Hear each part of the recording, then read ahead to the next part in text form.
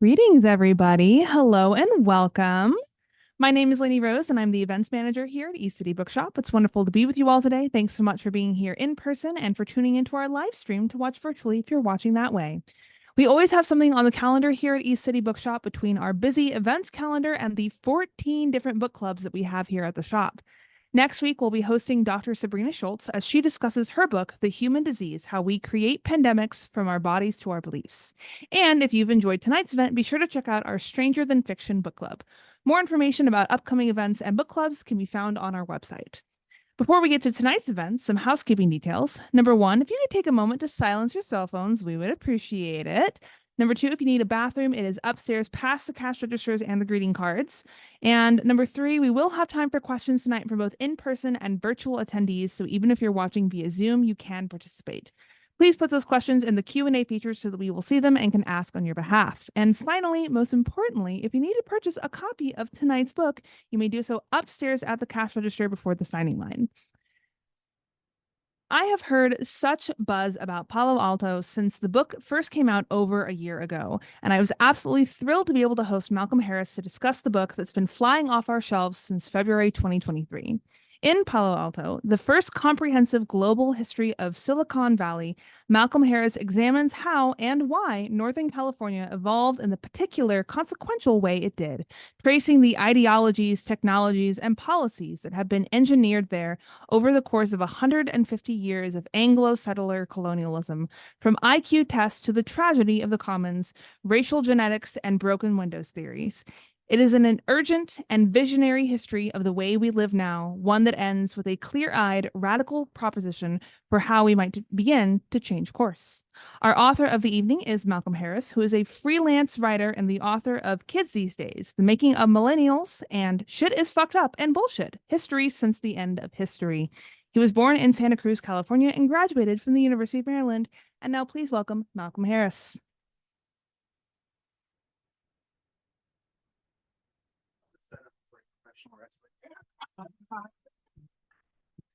Thank you, Lainey Rose. I was going to say thank you. Thank you, Lainey Rose, and everyone at East City for hosting me. Thank you all for coming out on this dreary, Wednesday evening to join me, and everyone online too. Screw you. Thank you for tuning your browsers in to East City this evening. I'm actually going to read from the afterword to the paperback edition. So this is new. So even if you've got the hardcover at home and you've read it 3 times, which I know we've got a few of those in the audience, I can tell.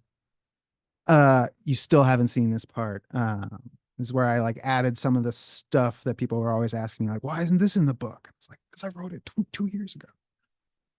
Because this moves so quick, and every conversation that I've ever had about the book, I end up talking about everything that's changed since I wrote the book and how many hype cycles we'd gone through. It's usually 2 or 3 by the time we're even talking about it. And one of the ways I get away with not lugging my own copy around to readings is that I steal one from the store to read from. So if someone wants to buy this copy at the end, I'll sign it as the special reading copy, and you'll know it has that aura of the actual event. Yeah, right. So you'll be oh man, aura copy. That sounds cool. All right, so this is from the afterword. Hopefully we'll have plenty of time to do whatever questions we need. Afterward to the paperback edition. I have not even like read through this. There might be typos. I'll try not to cringe too much. Here we go. I started writing Palo Alto in the spring of 2020, just as the COVID-19 pandemic seized the world. Going into the project, I assume I would have to justify my focus on the Bay Area town to readers. Don't you mean San Francisco? I expected to hear. But by the time the book was printed at the beginning of 2023, Palo Alto's global importance was self-evident. During the intervening years, the Federal Reserve's zero interest rate policy, synthesized with a consumer turn toward internet services and media hype for a new round of startups, sending Silicon Valley into supernova. Smartphone apps began to mediate basic needs such as food and transportation for more and more people. No one confused Palo Alto with San Francisco or anywhere else. And that's true. That really changed so much just since the beginning of this book that like I can go anywhere and talk about Palo Alto and people are like, yeah, Palo Alto, which really helped for the marketing of the book. Because like if it's called Peoria, you know, it might have like a little more trouble. But now Palo Alto is like globally recognized. As the hardcover was released, the tech industry, or tech with a capital T, cycled between familiar booms and busts with unprecedented speed. Novel, highly speculative fields like cryptocurrency, non-fungible tokens, and the so-called metaverse, I bet you forgot about that one, right? Drove cycles of heavy investment before collapsing to the neighborhood of zero. If Silicon Valley remembered the dot-com fall of the year 2000 as a tragedy, here was the repetition as farce. Pets.com was goofy enough, but it had nothing on the ugly, useless gambling of the Bored Ape Yacht Club. While I write this afterward, Sam Bankman-Fried, a son of Palo Alto, a couple years younger than I am, stands trial for financial crimes associated with the cryptocurrency trading platform FTX. He's now been convicted, so I can say he did that shit. A wave of layoffs rocked the sector, and startups drowned in bunches like bags of kittens thrown over a bridge.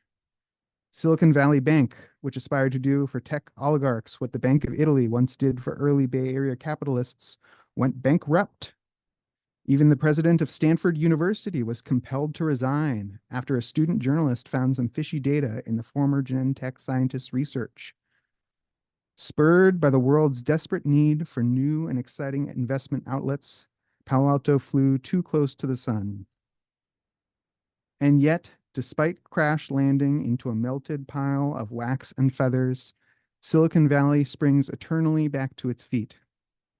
No sooner had the shine come off formerly known as Facebook's plan to convince all its users to live inside a single computer game than capital alighted upon a new solution: generative artificial intelligence software.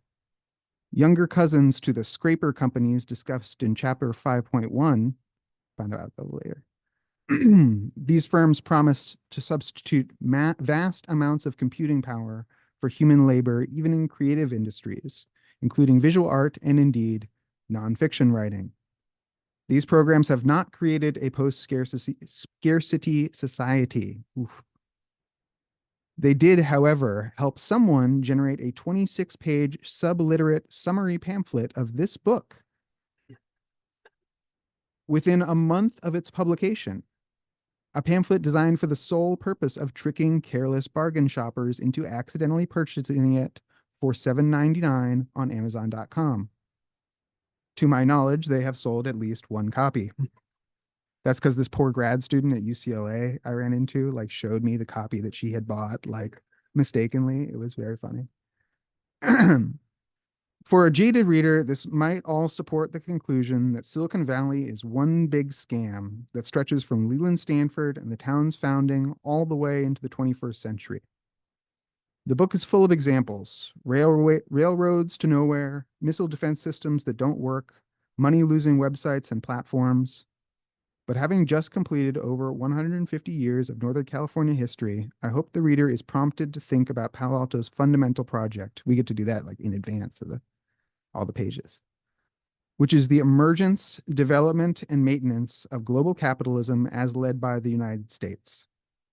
That edifice has endured against great historical odds, and its status quo remains deeply dependent on Silicon Valley. That's why, despite increases in interest rates meant in part to suppress speculative stock plays, see, I like alliteration on the page, but reading it's harder. The industry continues to thrive by following more or less the same book. At the moment, the hype and resources are concentrating behind generative software, but by the time you read this, the venture capitalists may have fled for a new thing. In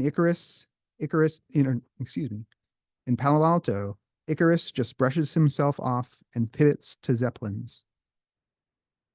One thing I hope the reader has taken from this book is that Palo Alto operates according to the boom-bust cyclical logic of a bubble machine, as well as the stacking logic of a child's block tower. There is the repetition of individual startup success and failure, as well as the continual accumulation of wealth, and its mirror image exploitation.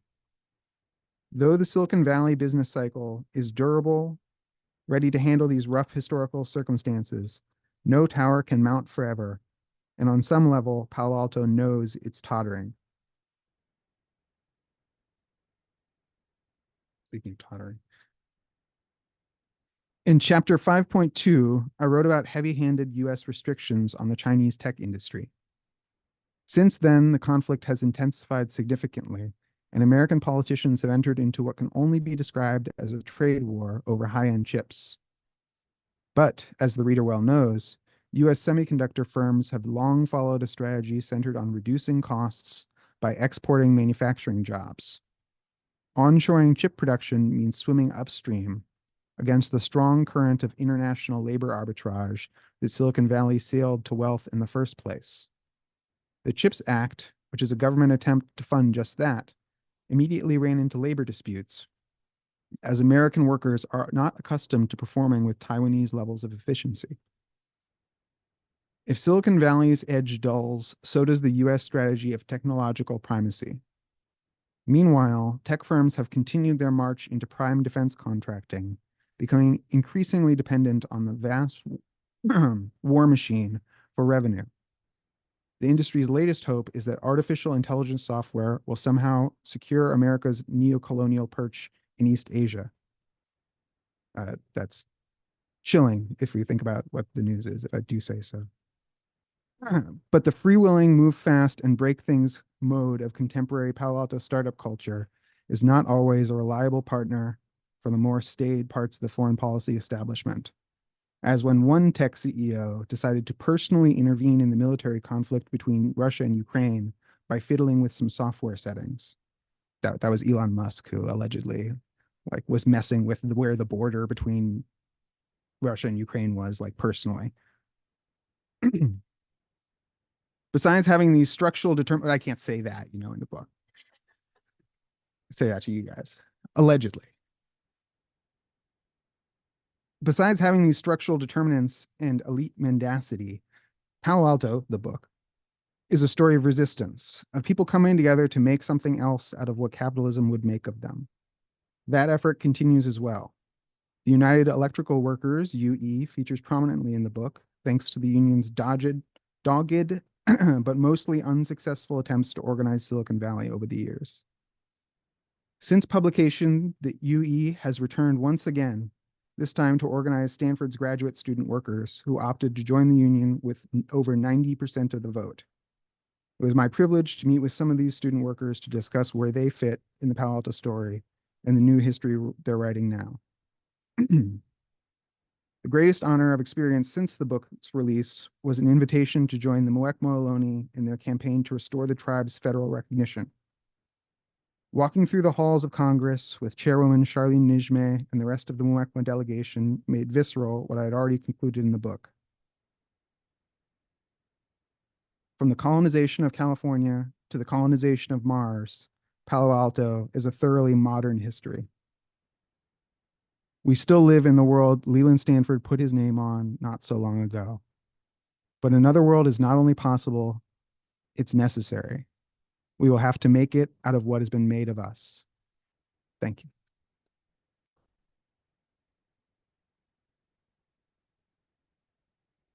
Okay. Now we've got plenty of time for questions. And if anyone wants to just like riff on a news item, I feel like there are we always get some of those, and you're totally okay to be like, "What about this?" Chill. That's a totally valid question. Gives me a room to run.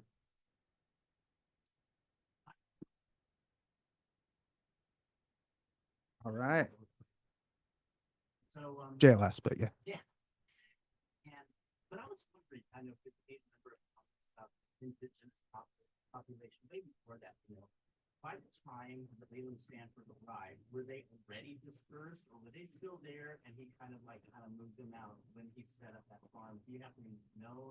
They've never been dispersed. There are 614 tribal members who still live in their ancestral territory and have for this entire history. And so Leland Stanford Jr. was, digging up arrowheads or whatever that were right there. Obviously, they were on what had been tribally managed territories, but absolutely people were still there. What happened is the federal government and local governments put a lot of pressure on indigenous people in California to identify differently. And so you see Chicanoization of the native population, where they're no longer seen as indigenous because the indigenous people are all gone. And so those are Mexicans. Well, they're Mexicans who have lived in the same place, for many, many, many centuries. But as far as the state was concerned, that's who they were. And so now in the Muecma's campaign, what the federal government is saying is not that you weren't a tribe at the end of the 19th century. Federal government doesn't say that. They say up to the Great Depression, basically, we've got records of your continuous tribal activities in your ancestral territory, whole time. We also have records from the 80s on saying, we know that you're your group, we know who you are, we recognize you. But since you don't have records in that middle period, we reject the existence of your tribe. We say you don't exist because, Great Depression, World War II, during this process of Chicanoization, uh, you don't have the same records. And they say, well, we were fighting in World War II. You want our enlistment numbers? We can give them to you. We know those people. They're our relatives. And like I said, I was with them in Congress with the delegation, and basically everyone says, look, this is how the system works. If you can get all of your congressional delegates to sign on, then we can get an exception going. There are always an exceptions that the BIA can do. And what the problem has been is that the Bay Area congressional delegation is too big because the ancestral territory of the Muecma is so nice that so many settlers moved there that now they've got like 5 different Congress people who all represent this one tribe's ancestral territory, and they need the sign off from every one of those very, very powerful Congress people. Um, and what has happened is that one of them, Zoe Lofgren, has said, "I don't like gambling. Promise me now that you'll never do gambling." And they said, "Well, the Muecma position is we don't know anything about gambling, but we can't, uh, you know, commit into the future, give away some sovereign right of our tribe, and we won't do that to negotiate for you to acknowledge the truth." And that's where it's stuck right now. So if any of you knows anybody in the Bay Area congressional delegation, not impossible in this room, knows somebody who knows somebody, ask them, what's up with the Muecma? Why are they not getting recognized? But what Chairman Nijme says is, I think, pretty realistic, which is that the land is too valuable to belong to Indians. And that's once you'd open up that door and say, this is your land, uh, it's very valuable territory. So, but it's an ongoing struggle, and it's one I think they'll win. Yeah.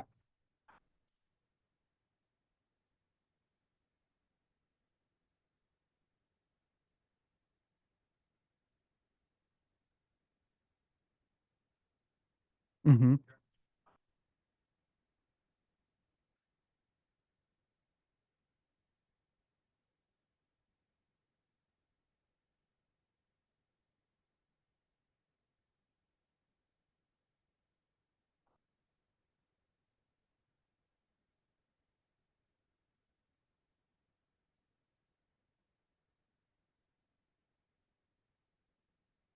you'd think they'd have more heft, right? Like if tech is really this like, left wing industry, like we're always told, they're really progressive and they want to make like big change fast or whatever. You'd think that someone like Ro Khanna, someone they could really like push out there and really back. Instead, that's not really where we've seen tech political energy going, right? Uh, Tech political energy has been going in a bunch of different creepy directions.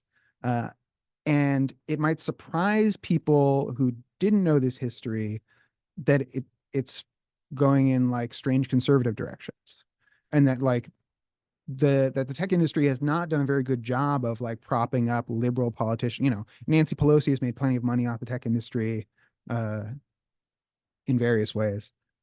And she's held a lot of power for a long time, right? But she hasn't like, you know, obviously the tech industry has done well for itself, but I don't see like tech people as having very effectively like pushed their sort of dreamy ideas. And that goes all the way back to the beginning. So Leland Stanford had, if you go back and ask like people in the co-op movement have a real affection for Leland Stanford because he wrote this like speech and he wrote this bills and he said like we should really do co-ops. Like co-ops are great, It's like I think he's one of the biggest capitalists in the country, right? And he's like, the idea that everyone's just like working together, like that's cool. We should encourage that. And so he writes this sort of like dreamy pamphlet about like co-ops. Uh, he never did that. Like he never, what he did was exploit a lot of workers, and have other people exploit workers on his behalf and sort of send him the check, right? And so that's what Silicon Valley is really good at. And if it were to actually look at what it would take to push things in a progressive direction, they realize very quickly that's not in their interests, right? So like, what would you do? Well, you tax the hell out of this industry. Well, they don't want that. Like, they're not going to do that. They're not going to tell Ro Khanna, like, you know what, Ro, the tech industry has had too easy a time, right? We need some antitrust. We need antitrust crackdown on the tech industry. Like, they're not going to do that, right? They know where their bread is buttered fundamentally, and so part of their strategy to always seem new is to come up with these sort of dreamy, we're going to cure all disease. We're going to, do a universal basic income. Some of them are real big UBI fans.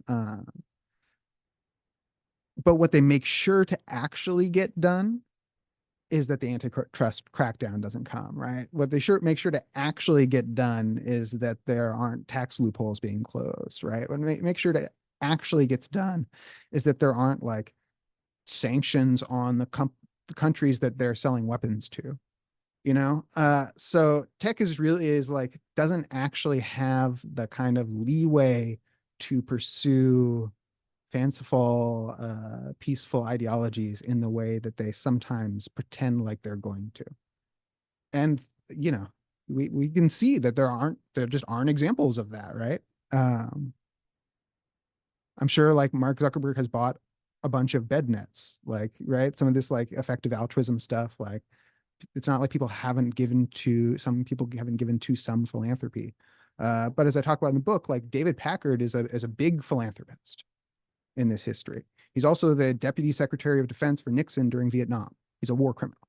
Uh, and like, you know, his name is on the placard that they put at the shopping center where they bulldozed the high school in East Palo Alto to put up the shopping center. And they're like, thanks to the Packard Foundation for, whatever, whatever. Uh, so they're salespeople, right? They're salesmen mostly, and they're pretty good at that.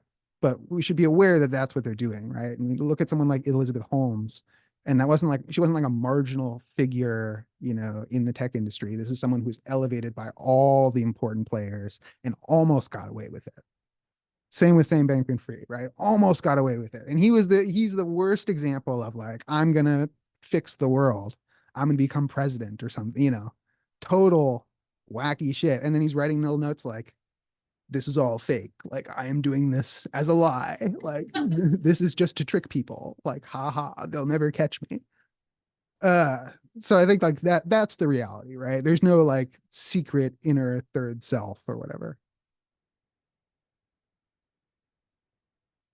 Another question from the room.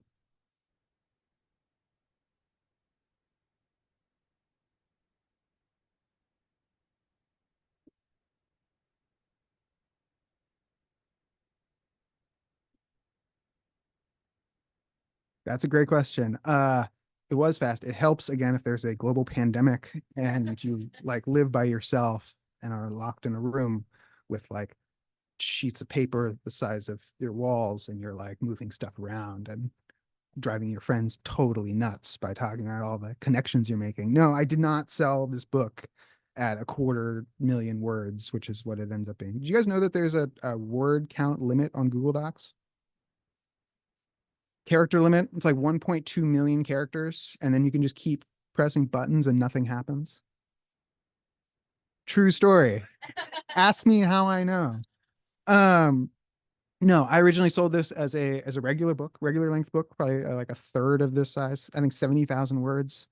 And again, it ends up being 250, 240,000, I think. Um, Not only did I sell it at 70,000 words or something, I sold it as half memoir. So it wasn't even it was like 1/6 of this history is what I originally planned to do. Because I don't have a graduate degree. So if I want to write like a serious history book, a good way to sell that is to say like, and it's about me. It's about the intersection of 150 years of colonial California history and me. And I go, ooh, wow, okay, I like it. Like, Joan Didion. Um, and when I started writing, I realized like I didn't like doing that writing. It wasn't good. Um, it like the contrast between the history stuff I was coming up with and the like personal anecdotes was not working. Like it seemed silly. There wasn't deep or like grave or something. It was just like a mismatch. And at the same time, I was finding way, way, way more history stuff than I had originally planned, and the outline was really coming together. And I realized that no one had done a history book like this, doing the whole history from one side to the other. People will skip and they'll start with Leland Stanford and the railroad, and then they'll skip to the 60s, or they'll skip around, they'll use a metaphor from the 19th century and then skip the radio age, or whatever, or they'll start in the radio age and move forward. um, and for me it was really important to go step by step through the whole history and show like it's not that long, like you don't need a montage, like you can go through the characters. um, I have a very tolerant editor. I love my editor very much. Jean, if you're watching, I love you. uh, I'm working on my third book with her now. So she was told me very, very clearly, what happens is I wrote one chapter and it was 3 times as long as it was supposed to be, as I planned for it to be. And I had the whole outline on my wall. And again, 6 foot sheet of paper with index cards and like a crazy person. Uh, and I looked at the wall and I said, this is 3 times as long as it's supposed to be. They're all going to be 3 times as long as they're supposed to be. And I called up Gene. I said, like, look, I think I'm in trouble because like this is going to be long, and not like a little bit long, but like really long. And I think it's important that it like be this long. And to her credit, Jean said, look, if it's working like this is working and it's long, then it's long and we'll deal with it. And I was like, no, no, no, like it's gonna be like really long. And she's like, no, it's okay. I had to fight for like the 30 pages on Herbert Hoover. Um, Sorry, they're 30 pages. It's really important. But I still hit my deadline. And that was the deal, was I had to hit the same, was for me and myself and me and my bank account, because you don't get paid till you give them the book. At least not the second check. Uh, and so I worked really, really, really, really hard for like a year. And I had it scheduled out to where if you asked me like a day, 4 months in advance, I could tell you like which 1,000 words I was going to be working on that day. And I pretty much hit it. Um, and I'm not sure it would have worked if I hadn't been able to do that. Um, but I think, and I'm really glad that I did, because it's the way I've talked with people, readers. The length seems important to them, and they're like, I feel like we live in a time of real bite-sized culture, and I wanted to take a big swing and do something that was worth people buying and putting on their shelves for a while, worth telling their friends about, worth taking a couple months to read if necessary. Uh, and I think I did that with this. I'm not going to do it the next time. The next one will be 70,000 words. I swear to God, it's due in 2 weeks. Um, I have no outs.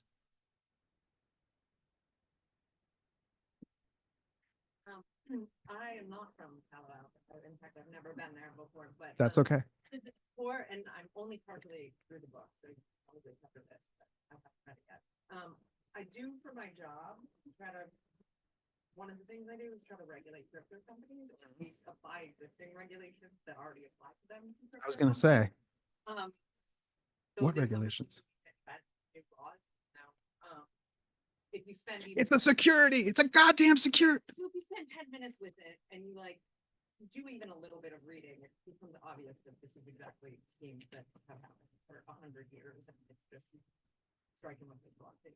And it's like we've been there and done that. But and you mentioned Sam Bankman-Fried, and he did write all those, saying it's fake, and there was the stealing involved in everything. However, I talked to enough people in this industry that it seems like they are so ahistorical and delusional, and they appear to not have read any, like, Yeah. if you read a basic history, I'm not even like an Atlantic article about the great, like, it's so obvious that it's going to implode, and like obviously short term it works out for them, but it's not sustainable. But what I don't understand is enough about the culture in Palo Alto to know, like, what is it just like STEM and people don't like read history? I'm like, what? How does this culture have such a stranglehold on people that they have like no historical context for anything that they're operating? Absolutely. What? But I think you answer your own question a little bit, which is like, okay, so you're saying if they read anything or knew anything, they wouldn't pursue this industry where they don't actually have to produce anything but make a ton of money. So why would they ever read anything, right? Like it's against their interest to know anything about what they're talking about, which is why it's very funny that I think like none of these people have read this book. That's completely about them. Like it says like you are the center of world history. You could learn all about like your own industry all the way back. None of them. Some of them will lie. I get people say on like a week after it came out, like big VCs being like, "Oh yeah, I read that. Like I didn't think it was that good or whatever." And you press them like, "Oh well, I stopped after this, and I skimmed the first 30 pages." And it's like you don't know what reading is. Like they literally, if you say like, "Oh, I read that," like they mean something completely different from the way the rest. They're like, I know that exists, and I feel comfortable with my like arrogant assessment of its contents. That's what reading to them means. But all the way to the bank, right? It's a selective, it selects for that, right? It's an advantageous trait to be ignorant of your own history in that industry. And I think it goes beyond that because it's really one of the exports of the industry itself is this historical ignorance. Because again, anyone who knows anything has to know that like, this is bullshit. Like we've done this again before. Like, what are you talking about? Like sending bags of dog food in the mail. Like we literally already did this. Like this company exploded. Like famously, this is like a very, very famous business failure. There's a Harvard business like case study written about how this doesn't work.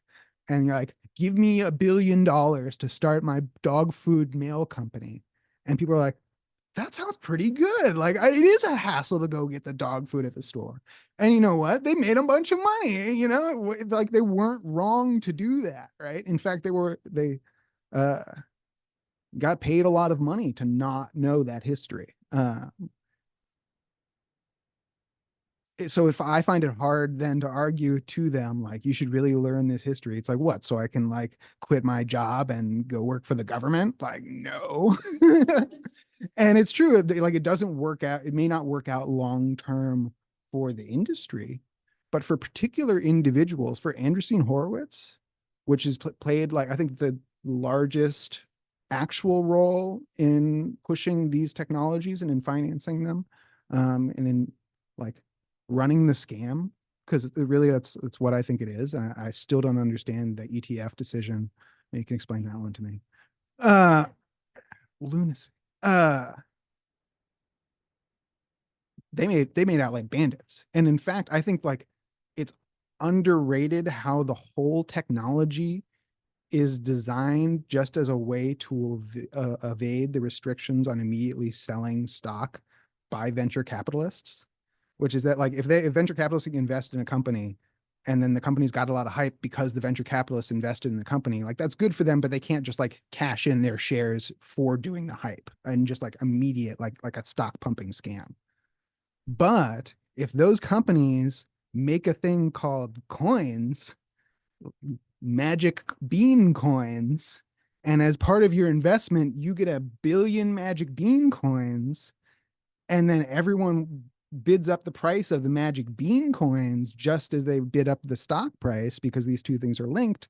There's no restrictions on immediately selling magic bean coins. Like I looked through the rules and there's nothing in there about magic bean coins. And that's what they've done. And they made a lot of money on that. And they've reinvested that money and they've run a whole, crypto funds where they run this scam.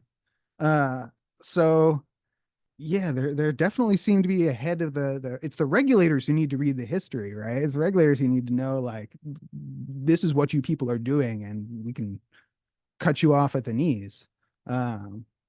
Which other governments have been more inclined to do for various reasons than the US government, which doesn't seem particularly concerned with the squandering of productive capacity in these industries at a time of like global crisis, right? Like you could start like pretending like what we're doing actually matters out here, right? I hope I hope that starts to answer your question.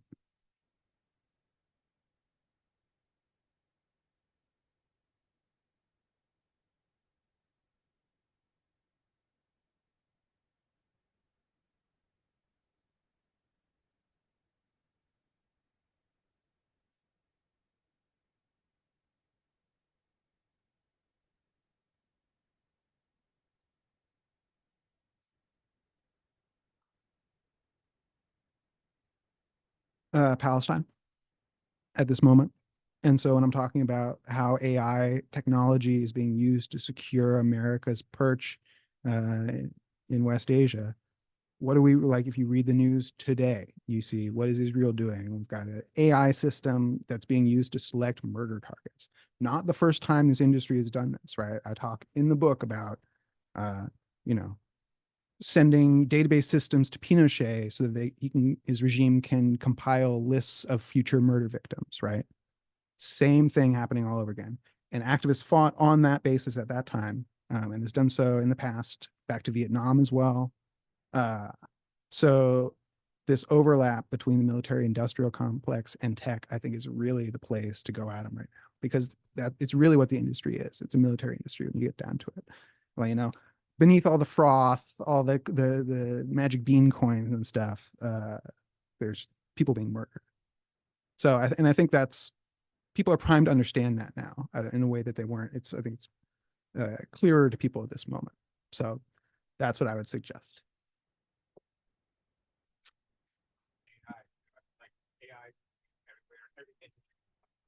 And I feel like for once, Congress actually really work together.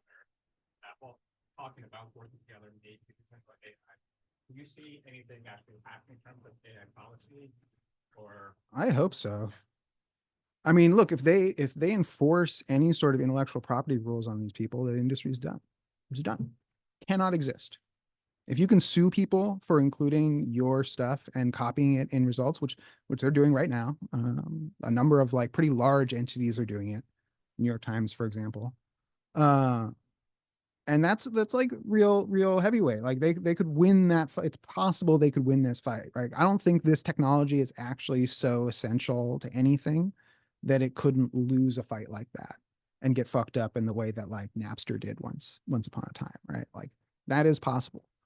Unfortunately, what I think is more likely is you get the iTunes solution, which these people have already figured out, which is that, well, if we're all getting paid, like, then this is going to be okay. Like, we don't have to pay them. Like, music artists can still get screwed in this outcome. Like, that's okay. We can pay them 0.00001 cents per stream or whatever. But as long as the labels are getting their cut and the tech companies are getting their cut, then we can work this out. And that's the regime that they came up with in the wake of file sharing to sort of put the toothpaste back in the tube for the music industry. And it worked. So that's why I wouldn't be surprised to see them trying to do that. But I think there's so little there that they don't have the resources to do it. Like they can't even afford the 0.001 cents a stream or whatever, or the cuts to the labels, like, because they're not even making money. And so I think that really could be a knockout blow if we start to treat these companies like they have to follow the law. Whether that will happen or not, I don't know. I really hope it will, especially as someone who writes books, what I mean, not that AI could do anything. Shit is trash, right? It can't do anything. I think it's very funny. It's like gonna automate bullshit jobs. Like, well, what's the point of that? The point of the job was the job. Like, if you automate it, you got computers talking to computers about nothing. Uh, which is what a lot of it turns into. But people can get paid before that all comes down or whatever. And uh our institutions can get gutted. People can get pushed out of jobs and have been and will continue to be. So please, like, we need a grassroots rejection of AI as well. AI, generative software. It's not artificial intelligence. It's not magic. There's no like, it's not Dave from whatever, uh, the movie. Uh, it's generative software. It's software that takes inputs and generates outputs. It's not magic. And so reject it. Don't use it. Don't even open it.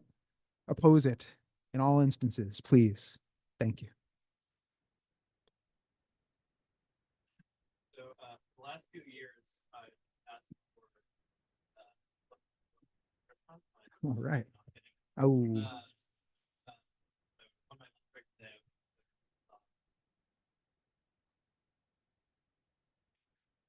all right. but I haven't read any of your books yet, including this one. So, here, Ooh, that's a good I mean, question. this is the one I have. Yeah, no, well, no, you should definitely buy the other ones. Um, uh, that's a good, no one's ever asked me that before. I think kids these days still has a lot of worthwhile stuff in there, and I still get young people who come up to me at events or whatever and be like, "I'm here for kids these days. I'm a kids these days fan. Like, I'm here for kids these days. Cool about the new book, but like, this is about me." And people are, in their early 20s, who are not part of the like millennial generation necessarily, fall outside of even the book's definition, but understand that these trends have not reversed and have instead intensified. So I think kids these days is still a great place to start. It originally had a lot of Palo Alto material in it when I first pitched that, because actually I pitched like all of these books as like half memoirs and then take out all the memoir half. It's a good trick. I mean, you writers out there, good trick for publishers. Uh, Say you're going to write about like intimate stories and just don't do it. Um, and then Shit is Fucked Up and Bullshit is really it's a collection of my work as a professional writer for the first 10 years, which was a pretty exciting time from 2011 to 2020 or whatever it ends up being. Um, and so if you want to like follow stuff that I wrote, a lot of those websites don't exist anymore. So it's really cool. I think I'm glad to have a lot of those articles like written down in a piece of paper that's going to live at the Library of Congress or whatever. Because link rot is real. Like, if you like something on the internet, like Control P, like save it as a PDF, because you never know. A lot of my work has disappeared. So I say read them all. But chronological order, if I had to go in order, right? Although actually, like Palo Alto, I think is the best one. I think it's like the most like impressive. It's the one that I'm like proudest of, I think. So one in a hand is better than two on the shelf, right? So I may start there. Other questions in the room? I think I saw some other hand. Someone else had a hand raised.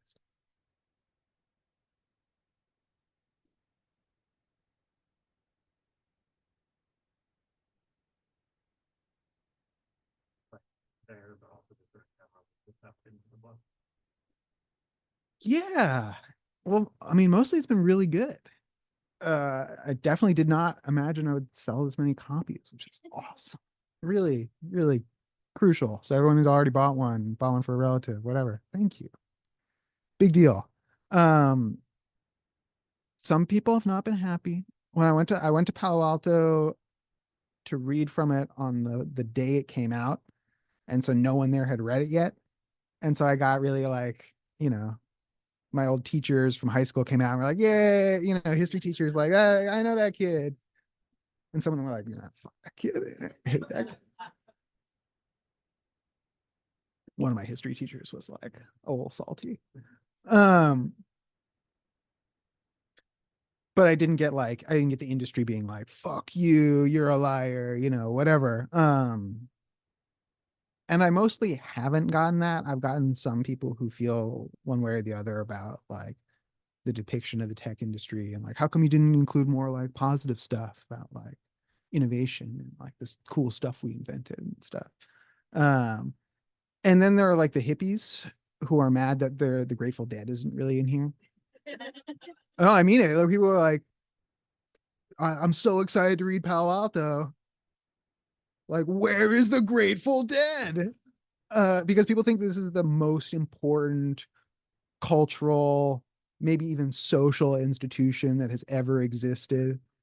And it's like centered in this place. And here's this giant book, and it's sort of got the like aesthetics on the front. It's just not there. There's like maybe one mention of the Grateful Dead. Not happy about that. It is fun. I'm constantly surprised, but maybe I shouldn't be, at the number of people who are like, well, why didn't you include this? Like, why isn't Jonestown in there? And I'm like, yeah, I could have written about Jonestown. Like, I I had to make some choices. Like, you wanted to read an extra 20 pages. Like, I appreciate that. But like, my publisher was not going to put an extra 20 pages in there about Jonestown. And this is why I chose to talk about this instead. So I get a lot of critical comments about why didn't you include this story that I was hoping to read more about and expected to read more about, which just shows how rich this history actually is, and how much stuff there is to talk about, and how many more books there are for people to write. But overall, people have been really, really positive. I've been, you know, taken aback and honored that people have spent so much time with it, because it takes some time to get through. It's a long book, and like I said, we live in short attention span theater times, and to have people come out, over and over again to support this project that really is demanding, and it's long, but it's intellectually demanding as well. Like, everything that I write is written to the smartest person I know, right? Like, I assume my readers can understand anything there is to understand in the world. And I get pretty detailed about how like semiconductors work in a way that I think most trade authors wouldn't do. And so to get that back from people and to say like, we appreciate being respected by a writer like this, that's meant a lot to me. I think for example, and it's they all got together for type of reunion. He's the one that actually told me about this book. All right. So then, and he actually mentioned a few things about this book at the reunion. And I was just thinking, maybe when they have their next reunion, whatever, they could take topics out of this as a book reading, because they all came from Palo Alto, and they can see that. But I don't know how long it's going to last. I mean, his generation was in the 50s. Mine was maybe in the 70s and stuff. But it's cool to be able to. Even I wouldn't be able to get into all the tech stuff, but the historical is really good. Going back to Portuguese background and all that kind of stuff. I'm sure that there's a lot of people that could probably, if you were from Palo Alto, if you're not, it's okay.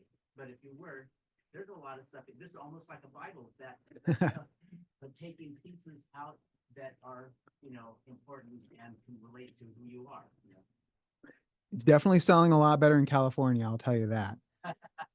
It's like, it's done all right everywhere, but in California, it's like a real bestseller. So definitely gotten a lot more pickup from California, but also people have been responding to that about some of the later stuff too. So they're like, oh, I'm so glad you included this like East Bay punk rock history. Like, I didn't expect to find that at all. And like, that was my friend. And I was like, so happy and excited to see this story. And so part of my goal, but then also seen people say like, oh, I'm so glad you talked about the Gadar and like the Indian independence struggle, and like that is never included in this history or whatever. And one of my goals was for anyone who picked up this book, from California, any Californian, Northern Californian who picked up this book, that they'd be able, no matter what their family history really looks like, that they'd be able to trace it back. That even if their family doesn't arrive, in California until the 60s because they're from Vietnam, that doesn't mean they weren't part of this history the whole time. It's a global history. And so to see people like get that also was really important to me. Okay, glad we said that.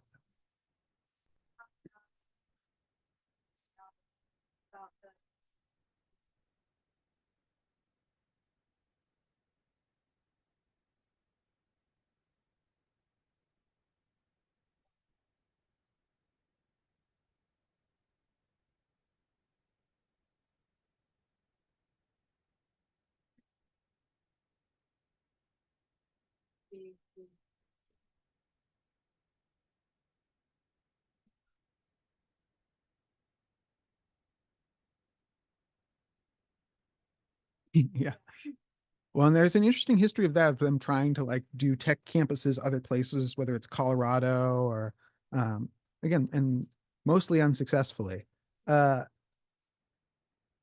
Boeing is in Seattle too. We got Lockheed though is in the Bay Area, and it's interesting that Lockheed doesn't really get talked about as part of the tech industry, and that's not accidental. There's a reason we don't include like Lockheed and Boeing as part of the tech industry, even though they absolutely are part of the tech industry, and it's that they've been primary military contractors. And the tech industry has been very, very careful for a long time to stay one step removed and to contract to Boeing and to contract to Lockheed and keep themselves out of the direct attention of the federal government in that way. Obviously, the federal government has their attention in a bunch of other ways. I talk in the book about where like Bill Gates comes from and where his family, how he ends up there as the grandson of the first like bankers in Seattle, right? It's the same sort of like Western settler history that characterizes Seattle in a lot of ways. Um, so yeah, they're related. There are some parallels there for sure, and you can discover them in the book. I'm in front. Yeah, So I guess like that was an example of domestic parallel between like Seattle and the Bay Area, given the emergence of like, or kind of the relatively recent emergence of the Chinese big tech scene. I guess what sort of parallels do you see emerging from China compared to like emerging from Taiwan? Yeah, I don't think I can call them parallels because it's really the same story. And so like, yeah, like, and that's why it's a global history, right? It's not that they're repeating Palo Alto in the Pearl River Delta or something. It's because Palo Alto is still the Palo Alto of China, right? Like China has a very, very specific relationship to Palo Alto historically and contemporarily. And so like China doesn't need to be Palo Alto. Palo Alto needs to be Palo Alto for China. Uh, and so the Chinese tech industry has developed very, very, very, very differently from the California tech industry in a way that you can see as sort of complementary, right? They've developed in places related to the industry that California hasn't on purpose in a way to like build the manufacturing niche, for example. Uh, Obviously you run into some problems because you can catch up faster. And so then you start to, reach the same level of technological primacy. And we've seen the US government turn to political with the threat of military solutions to this rather than just like, we're going to innovate. We'll race you, China. Like we're going to innovate faster. Like our chips are going to be tinier. Like we're not really confident that we can do that on any like medium term scale. We're just not. And so our answer is like, hey, South Korea, don't sell those chips to China. Like if you export those chips from Taiwan, that's a export violation by, says us, you know, insane, absolutely insane, totally imperialist, warmongering, saber rattling, like zero justification. And I feel like the American public doesn't have a real understanding that this is being done in our name, that we're trying to like kick a whole country of over 1 billion people down the ladder because we're scared of what, like being equal to them, right? So, and China's tech industry is developed with this knowledge, like with an understanding that that's of what America's about and what they're trying to do. And so you we're at a very like frightening time. And I said, think for what it's worth that we should all be really, really, really vocal about opposing, China hawk scaremongering, saber rattling from our policymakers who are doing this very cheap. It's very, very cheap to them to say China this, China that. Very expensive for humanity, right? Very expensive for history to have US policymakers at this key point say, something shifty about them. We don't want to make sure, we want to make sure that their phones, stay over there. Their cars stay over here. We'll pay you $7,000 to buy a car that's not made from over there, uh,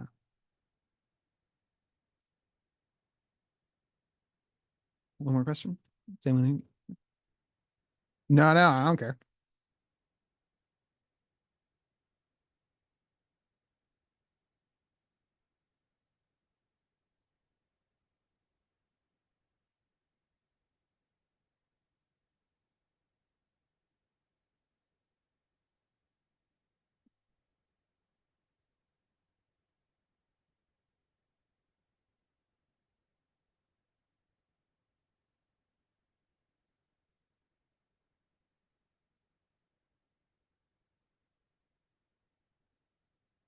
Mm-hmm.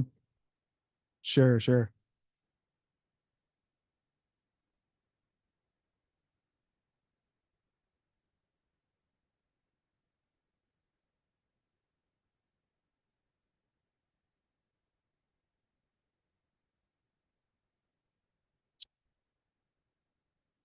So how do I do individual stories?